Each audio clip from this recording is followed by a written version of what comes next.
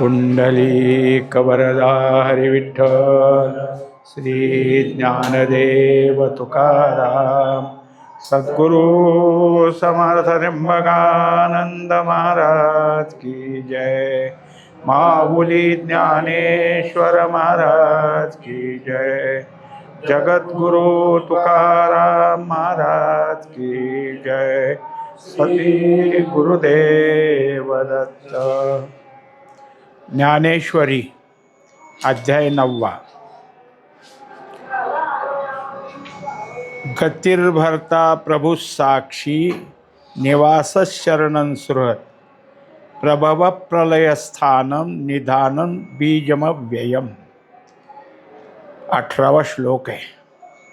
मागच्या 17व्या श्लोकामध्ये मी पिता आणि प्रकृती माता आहे, याशिवाय या सगळ्यात वेद्य मीच असून त्यासाठी निर्माण झालेला वेद हा ओंकारापासून होऊन त्यात बाकीचे सगळे वेदातले भाग झाले असं सांगितल्यानंतर माझं या जगतातल्या सगळ्याशी कसं नातं आहे हे सांगायला सुरुवात केली। गती म्हणजे काय आहे तर प्रत्येक जे निर्माण झाले ते सगळं गतिमान आहे, गतीच्याच ठिकाणी आपला आश्रय आहे। शिवाय कसं आहे तर पोषण करताय मी, सगळ्यांचं खाणं पिणं माझ्यामुळंच आहे। मी सगळ्यांचा स्वामी झालं। काय आहे की साक्षीत्व माझंच आहे आणि मी सगळ्याला काय म्हणजे राहण्याचं ठिकाण आवासही माझंच आहे। शिवाय शरण जाण्यायोग्य मीच आहे। मी सगळ्याचा मित्रही आहे। उत्पत्ती आणि प्रलय ह्या सगळ्या स्थिती किंवा हे स्थान माझंच असून सगळ्या ठिकाणाचं मूळ ठिकाण जर काही असेल तर ते निधान मीच आहे। म्हणून सगळ्याचं अव्ययरूप बीज मीच आहे हे आता काय आहे भगवंतानी स्वतः सांगितलं। माऊली त्याच्यावर स्पष्टीकरण देतात की हे चराचर आघवे जे प्रकृती आत साठवे ते शिणली जेथ विसवे ते परमगती मी। आपल्यासमोर दिसत असलेलं जग हे 2 प्रकारातून चर आणि अचर, पण हे सगळं कोणाचं आहे तर प्रकृतीचंच आहे। प्रकृतीतून आलं, प्रकृतीच्याच ठिकाणी आहे, अर्थात चराचर जगत म्हणजेच प्रकृती आहे। आणि या सगळ्या उठाठेवी करणारी प्रकृती जेव्हा जमते, तिला विसाव्याची गरज असते, तेव्हा ती माझ्याच ठिकाणी येते। म्हणून त्या गतिमान प्रकृतीला स्थिर करण्यास कोण असेल तर मीच आहे। आणि जयाचेनी प्रकृती जिने जेणे अधिष्ठिली विश्वविये जो येवोनी प्रकृती ये गुणाते भोगी। असा जो काही प्रकृतीला आश्रय देणारा, त्या प्रकृतीचा अधिष्ठाता किंवा त्याला अधिष्ठान असणारा जो आहे तो या परमात्माच आहे। आणि त्याच्यावरच ही प्रकृती काय करते की आपला उदय करते आणि तिच्या ठिकाणी असलेले हे त्रिगुण त्या ठिकाणी भोगण्याकरता बाहेर पडतात। तो विश्वश्रियेचा भरता मी चिगा पंडुसुता मी गोसावी असे समजता त्रैलोक्याचा। आता त्याच्यात एक एक गोष्ट स्पष्ट केली। पहिल्यांदा गती सांगितली आणि गतीनंतर पुन्हा काय आहे की मी कसा सगळ्याचा मालक आहे, प्रभू कसा आहे हे सांगितलं। आणि आता सांगतात की ही जी काही विश्वरूपी लक्ष्मी आहे तिचा भरता मी आहे, म्हणजे तिचा पती मी आहे। मी चिगा पंडुसुता तो गोसावी असे समजता त्रैलोक्याचा। आता त्या ठिकाणी स्वामी मी आहे, म्हणजेच प्रभूचंच पुन्हा काय आहे की स्पष्टीकरण दिलं। एक एक काय जेवढे जेवढे या प्रकृतीचे खेळ आहेत त्या प्रकृतीच्या प्रत्येक खेळाला माझी कशी साथ आहे आणि त्या त्यावेळेस माझी भूमिका कोणती असते हे याच्यातून सांगायचे. आकाशे सर्वत्र वसावे, वायूने नाव भरी उगे नसावे, पावके दहावे वर्षावे जळे. आता मी प्रभू असल्यामुळं, मालक असल्यामुळं सगळे माझ्या आज्ञेत आहेत आणि ते काय करतात तर माझाच हुकूम मानतात, माझी आज्ञा मानतात. असे कोण कोण आहेत तर सगळ्यात महत्त्वाचं गोष्ट अशी की पंचमहाभूतं ही माझ्या ताब्यातली. म्हणून दाखवून दिलं की आकाशे सर्वत्र वसावे. आकाशाने कधी आपल्या स्वतःला आकसून घेऊ नये, सगळीकडं त्याची जी काय आहे ते असावं. वायूने नावभरी उगे नसावे, आकाशात असलेला वायू हा नेहमी फिरता राहावा. आपल्याला पाहतो आपण की कधी कधी कुठलंसुद्धा झाडाचं पान हलत नाही. मग वायू नसतोच का? नसेल तर मग आपण श्वासोश्वास कुठून घेतो? म्हणजे तो आहेच, सूक्ष्म रूपानं फिरतो, कधी जोरात फिरतो. अशामुळं वायू आहे आणि तो कोणाच्या धाकानं तर माझ्या धाकानं. पावके दहावे वर्णावे जळे, वर्षावे जळे. आता दाखवून दिलं की जो काही अग्नी तो पूर्व काळामध्ये फार तप्त होता आणि आता शांत झाला आहे असं कधी आहे का? अग्नीचे जे स्वरूप आहे पूर्व काळापासून ते अजून तसंच आहे. कशासाठी तर माझ्या धाकातून. वर्षावे जळे, पावसाने पडत राहावं, हे पाण्याचं स्वरूप सांगितलं. आता या प्रकारच्या ज्या ओव्यात की जे भगवंताच्या आज्ञेत कसं राहतं, म्हणजे या सगळ्या पृथ्वी तलावावर की ज्यांची महासत्ता आहे, कारण ह्याला महाभूतच म्हटलं जातं, ते सुद्धा भगवंताच्या सत्तेत कसे राहतात, भगवंताच्या आज्ञेत राहतात. म्हणून ह्या ज्या काही 4-5 ओव्यात ह्या पाठांतराच्या ओव्या आहेत. पर्वती बैसका न संडावी, समुद्री रेखा नोलंडावी, पृथ्वीया भूते वहावी हे आज्ञा माझी. आता परत काय दाखवलं की जसं पंचमहाभूताचं दाखवलं तसं आता पृथ्वी सांगत असताना पृथ्वीचं स्वरूप काय आहे तर पृथ्वी पर्वताच्या रूपानं आहे. मग कधी पर्वत इकडून तिकडे गेला असं काही काही पुराणात कथा आहेत की पूर्वी पर्वताला पंख होते, मग पर्वत इकडून तिकडे उडून जायचे, मग शेवटी त्यांचे पंख छाटले. हे काय आहे पौराणिक कथेतलं आहे. पण आता भगवंतांनी सांगितले की पर्वताला 1 इंचसुद्धा जागा सोडू नको असं मी म्हटलो आहे. म्हणजे भगवंताच्या या सगळ्या गोष्टी सत्य आहेत. पूर्वीच्या ते कल्पित कथा आहेत, ते काही खरी कथा नाही. पर्वत उडून जाते ती खरी नाही, कल्पनेतले. पण इथं मात्र भगवंतांनी स्वतः सांगितलं की पर्वतानं इकडं तिकडं सरकायचं नाही आणि जे जागा आहे तिथंच बसून राहायचं. समुद्री रेखा नोलंडावी, म्हणून समुद्राच्या किनारी घरं असतात, पण समुद्र कधी घराच्या पलीकडं आला पुढं आला असं कधी होत नाही. होतं ते कधी सुनामी आली, काही जोरात आलं तेवढ्यापुरतं आहे. पण समुद्राने आपली हद्द, कुठपर्यंत भरतीची हद्द आहे, कुठपर्यंत ओहोटीची हद्द आहे, तिथंच तो मागं पुढं होतो, पण त्या हद्दीपेक्षा पुढं कधी येत नाही. पृथ्वीया भूते वहावी ही आज्ञा माझी. आणि पृथ्वीवर सगळी भूतं मात्र आहेत.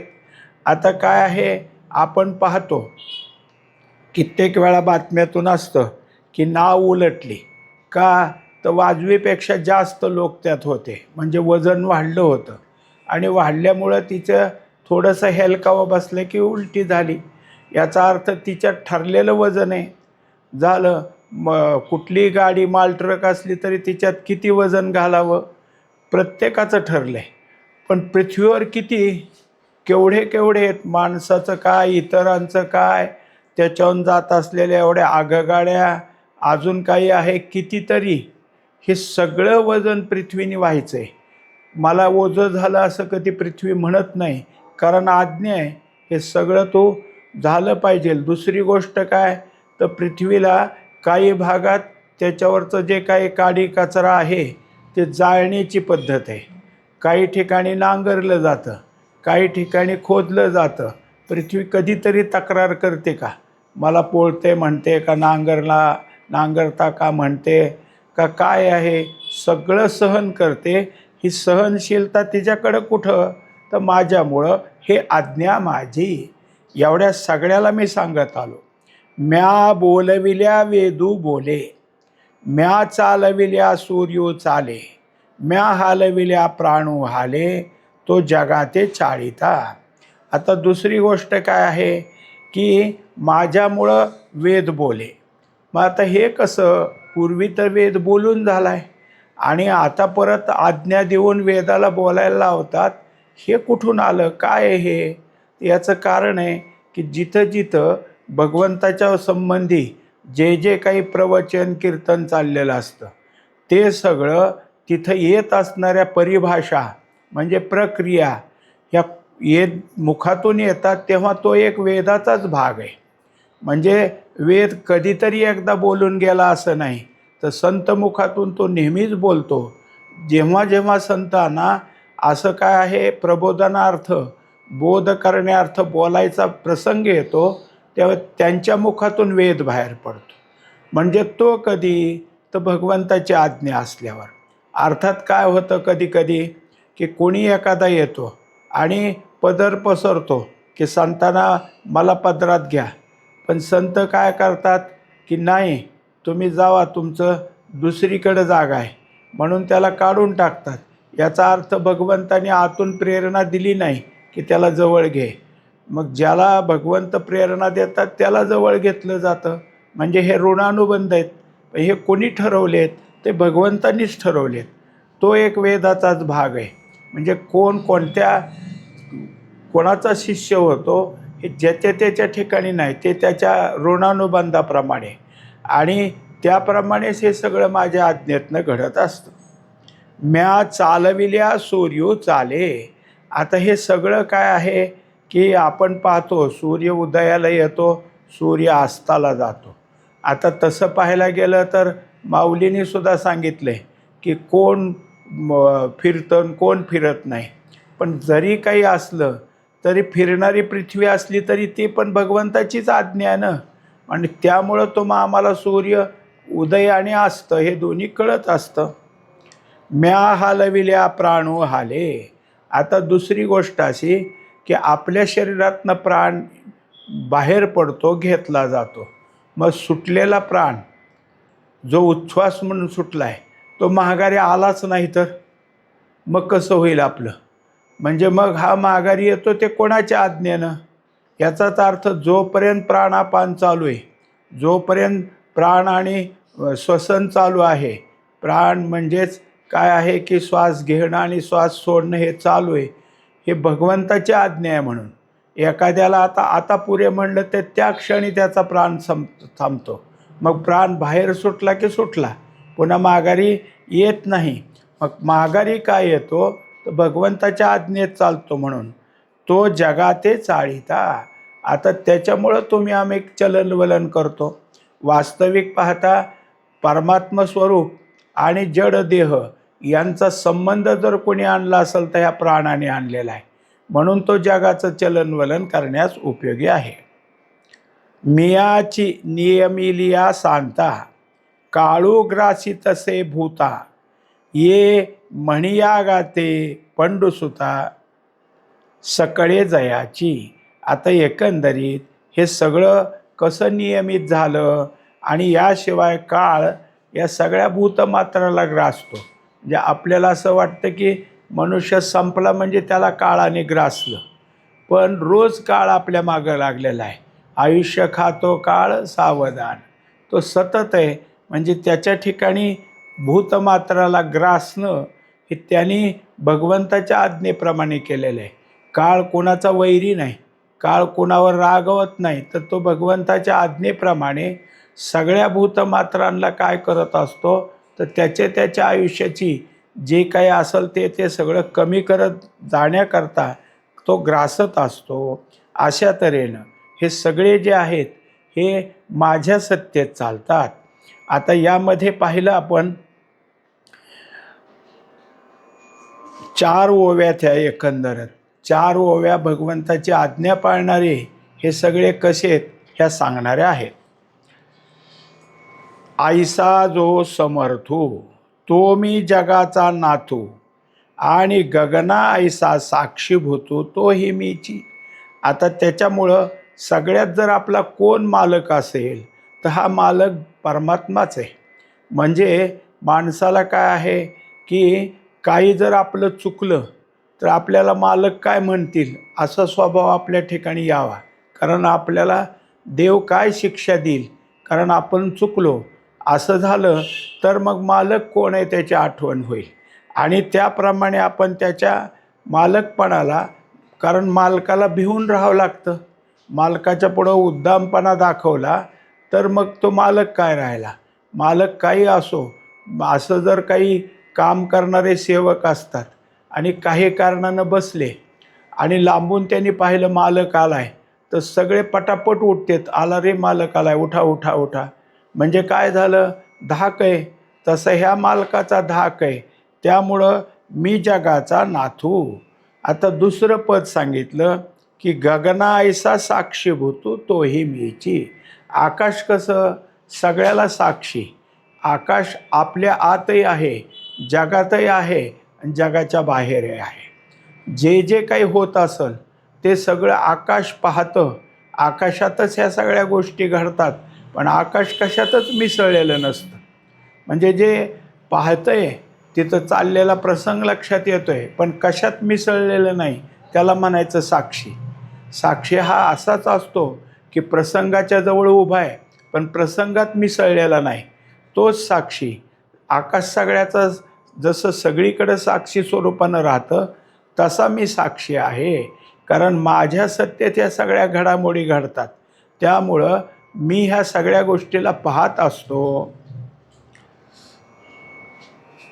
इही नामरूपी आघवा जो भरला असे पांडवा आणि नामरूपाही ओल्हावा आपणची जो.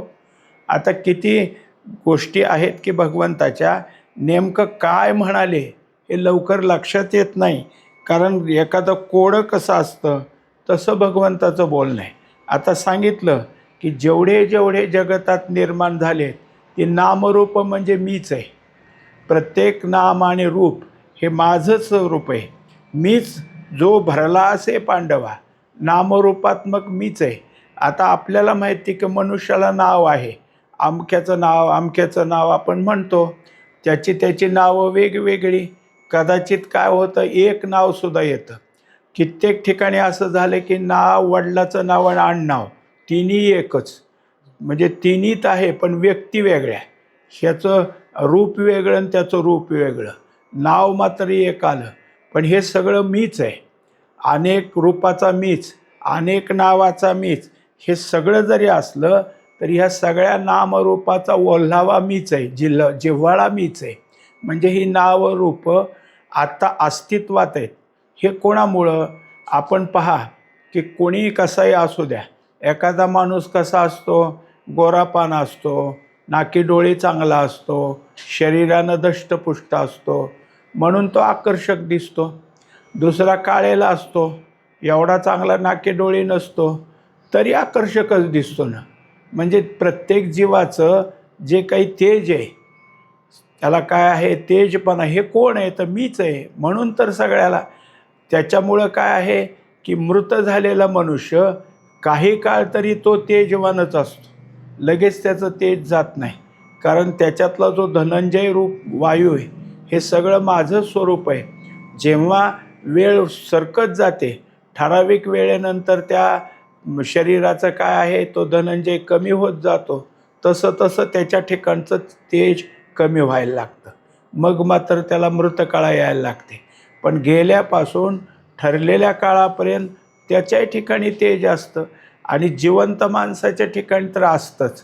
म्हणजे त्याला फार चांगला देखणा असावं लागेल तरच तेज आहे असं नाही. कसलाही असो, गाईचं काळं वासरूसुद्धा तेजवान वाटतं, म्हशीचं रेडकूसुद्धा तेजवान वाटतं. कशाचंही लहान असलेलं पिल्लू आपल्याला तेजोमय वाटतं आणि त्याच्या ठिकाणी काय आहे तेजच आहे. मनुष्याचंही तसंच आहे. पण मग लहानपणातलं आकर्षण का, तर तिथलं तेज कसं आहे तर अजून लहान आहे. मग शरीर जसं जसं पुढं पुढं जातं तसं तसं त्या शरीरातले जे काही असेल ते आकार वाढतात. त्यामुळं तेज तर आहे, पण जो काही कोवळेपणा होता तो कमी झाला. तसंच सगळीकडं आहे. म्हणजे एवढं शरीर जरी झालं तर त्या शरीराच्या ठिकाणी तेज जे आहे तो माझाच ओलावा आहे किंवा ओलाव्याला जिव्हाळा असं म्हणायचं. जैसे जळाचे कल्लोळ आणि कल्होळी आथी जळ, ऐसे निवसवितसे सकळ तो निवासू मी. आता दुसरी गोष्ट दाखवली. आता काय समजून द्यायचंय तर निवासू. मग निवासू कसा आहे मी, तर जसं पाण्यावर लाट आहेत आणि लाटेत पाणी आणि कल्होळी आथी जळ. मग पाणी जरी लाटेत असलं तरी लाट कोणावर आधारलेली, तर ती पाण्यावरच आहे. आणि पाण्याचा जो काही सगळा लाटेचा खेळ आहे तो तरी कुठं आहे, तो तो पाण्यावरच आहे. म्हणजे जसं पाणी आणि पाण्यावरची लाट, त्यावर होत असलेले काय आहे हालचाली, मग त्या सगळ्या ज्याच्यावर स्थिरावलेल्या आहेत तेच. जसं लाट इकडून तिकडं हलते पण पाण्याच्या आधारावर, तसं हे सगळं जगत माझ्या आधारावर आहे. म्हणजे मी त्याचा काय आहे, त्याला आधार देणार आहे, आश्रय देणार आहे किंवा निवास आहे. जो मज होय अनन्य शरण, त्याचे निवारी मी जन्म मरण, या लागी शरणागता शरण्यो मीची एकू. आता ही पण ओवी महत्त्वाचीच आहे. भगवंताने स्वतः सांगितलं की जो मला शरण आलाय, शरण येण्यातले प्रकार सांगितले. कसा आलाय तर अनन्य शरण. कामापुरतं शरण येणं वेगळं आणि अनन्य शरण येणं वेगळं. अनन्य शब्द कसा, आता अन्न काही राहिलं नाही, तोच एक आहे. याप्रमाणे त्याचे निवारी मी जन्म मरण. आता जो अनन्य शरण आलाय त्याच्या ठिकाणी काय आहे की सगळ्यात महत्त्वाची गोष्ट की जन्ममरणातनं मी त्याला दूर करतो. जन्ममरण हेच आपल्या ठिकाणी काय चक्र आहे आणि ह्याच्यातनं सुटणं म्हणजे मुक्तता. मग ह्याला मुक्तता देण्याकरता मीच मुख्य आहे. पण मुख्य व्हायला तो मला शरण आला पाहिजे ना. म्हणजे शेवटी भगवंताला शरण जाणं म्हणजेच मुक्त होणे. पण भगवंताला शरण जाण्याकरता अनेक गोष्टी घेऊन नाही. मग सगळ्या गोष्टी जिथं काय आहे त्याच जे झाल्यात, आता काहीच नाही. जो असं सांगतात की शुक जनक राजाला भेटायला आले आणि त्यांनी निरोप पाठवला की मी शुक आलोय म्हणून सांग. की जनक राजाने माघारी निरोप पाठवला की त्याला म्हणावं तुझ्याजवळ असेल ते टाकून दे. आता त्याने काय केलं तर की काही नियम आहेत की राजा, देव आणि गुरु यांना मोकळ्या हाताने जाऊ नये, काहीतरी त्यांच्या पुढं द्यावं, त्यांना अर्पण करावं. मग हे असल्यामुळं त्यांनी आपलं आता काय द्यायचं म्हणून राख आणली होती की राजाला द्यायची. त्यांनी दिली टाकून. म्हणलं नाही म्हणते तर नको. मग टाकून दिली, सांगितलं त्याला टाकून दिली म्हणून सांग. परत निरोप आला तुझ्याजवळ असेल ते टाकून दे. मग त्याच्या लक्षात आलं की मी जन्माला आलो त्याच्यावर माझ्या ठिकाणी कसलंच वस्त्र नव्हतं. आता मी लंगोटी घातली, लंगोटी काढून टाकली, सगळं काढलं. म्हणलं जा सांग. मग जोपर्यंत तो मी शुक आलो हे सांगत होता तोपर्यंत जनक तसाच निरोप द्यायचा. आणि मग त्याच्या लक्षात आलं की मी शुक कुठनं आलं माझं. म्हणून त्यांनी सगळं त्याजल्यानंतर तो कसा झाला, समाधी अवस्थेत झाला. आता म्हणले त्याला उचलून आणा. मग जसं मीपणा हा देहावर आधारित आहे तोपर्यंत आपण परमात्म्याहून दूर आहोत. आता तो म्हणून आपल्या अण्णांच्या आरतीत आहे की अहम सोहम, अहम सोहम दोन्ही सुटले तरच मग चिदाभासाच्या ठिकाणी आपण जाऊ शकतो.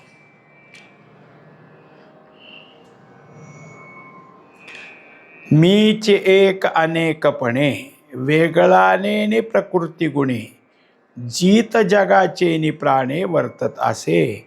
तेव्हा सगळ्या या प्रकृतीला, तिच्यातल्या गुणाला, सगळं जर काही असेल तर ती जोपर्यंत आहे तोपर्यंत तिला अस्तित्व देणं, तिला आहेपणा देणं हे माझ्यामुळंच आहे. माझ्याच आधारावर ही प्रकृती सगळं वर्तन करते. प्रकृती म्हणजे काय, कृत म्हणजे करणे आणि प्रकृती, त्याचा उपसर्ग आहे सतत करणे. म्हणून प्रकृती कधी क्षणभर सुद्धा स्थिर नसते, सतत ती काय आहे, कार्यरत असते. जैसा समुद्र थिल्लर न म्हणता भलतेत बिंब सविता तैसा ब्रह्मादी सर्वाभूता सुरद तो मी. आता त्याच्यानंतरचं पद सांगितलं की सूर्य प्रतिबिंबित होण्याकरता फार मोठं पाणी म्हणजे समुद्र किंवा एखादं लहानसं डबकं असं म्हणत नाही. तो काय करतो, कोणत्याही पाण्यात जसा प्रतिबिंबित होतो तो सगळ्या पाण्याला समान समजतो. तसं मी सगळ्यांचा मित्र आहे, त्यामुळं मित्रभावनासुद्धा माझ्याकडेच आहे. अगोदर काय दाखवलं, मी शरण येण्यास योग्य, शरण्यो, मी शरण येणारा त्याला सांभाळ करतो. आता काय सांगितलं, मित्र. मग ते हे काय, तर मित्र एक असं आहे की आपल्या ज्या काही संबंधित गोष्टीत की ज्या आपण बोलू शकतो ते मित्राला बोलू शकतो. आता इथं तर काय आहे, शरण येताना सगळं त्यागलं होतं. इथं आता जे काय असेल, भक्तीचा अंग असो, ज्ञानाचा अंग असो, ते तिथं अनुवादित करता येतं ना. म्हणजे जे काही नववी भक्ती ती कशी आहे, नवव्या भक्तीप्रमाणे आत्मनिवेदन, हे निवेदन करता येतं. ते कोणाला करावं, म्हणून मी तुमचा मित्र आहे. मी चिगा पांडवा या त्रिभुवनासी ओलावा सृष्टिक्षय प्रभवा मूळ ते मी. आता त्याच्यानंतर सगळं त्रिभुवन पूर्वी उद्भवाला आलं, नंतर क्षय झाला, हे कुठं जातं, तर माझ्याच ठिकाणी येतं. म्हणून मी सगळ्याचं मूळ आहे. बीज शाखा ते प्रसवे मग ते रूखपणा बीजी सामावे तैसे संकल्पे होय आघवे पाठी संकल्पे मिळे. जसं बियापासूनच झाड येतं, अनेक प्रकारच्या शाखा म्हणजे त्याला फांद्या येतात, आणि मग ह्या सगळ्या फांद्यात बीज काय होतं, त्यात सामावून जातं.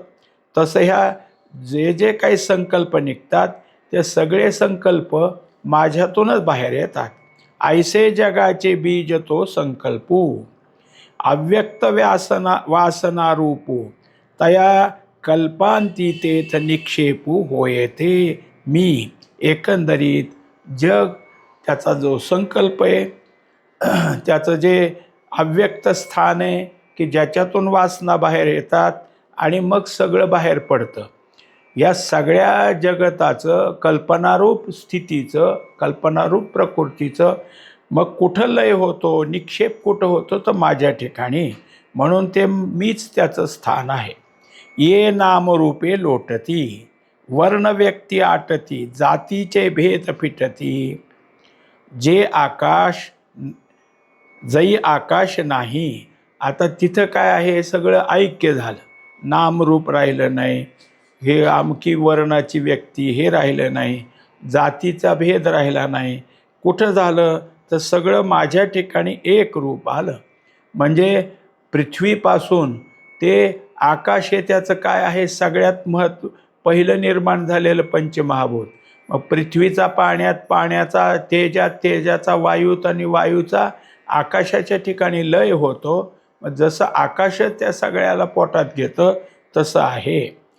तई संकल्पू वासना संस्कार मागवते रचावया आकार जेथ राहून असती अमर ते निधान मी. आता या सगळ्यानंतर जे संकल्प त्या ठिकाणी राहिलेत किंवा जे वासना संस्कार राहिलेत त्यांनाच घेऊन परत सृष्टी निर्माण करायची, परत त्याचा आकार तिथं निर्माण करायचा.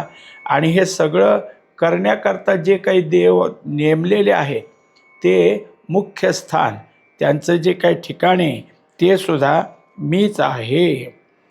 पुंडलिक वरदा हरी विठ्ठल श्री ज्ञानदेव तुकाराम सद्गुरु समर्थ त्र्यंबकानंद महाराज की जय. माऊली ज्ञानेश्वर महाराज की जय. जगद्गुरु तुकाराम महाराज की जय. श्री गुरुदेव दत्त.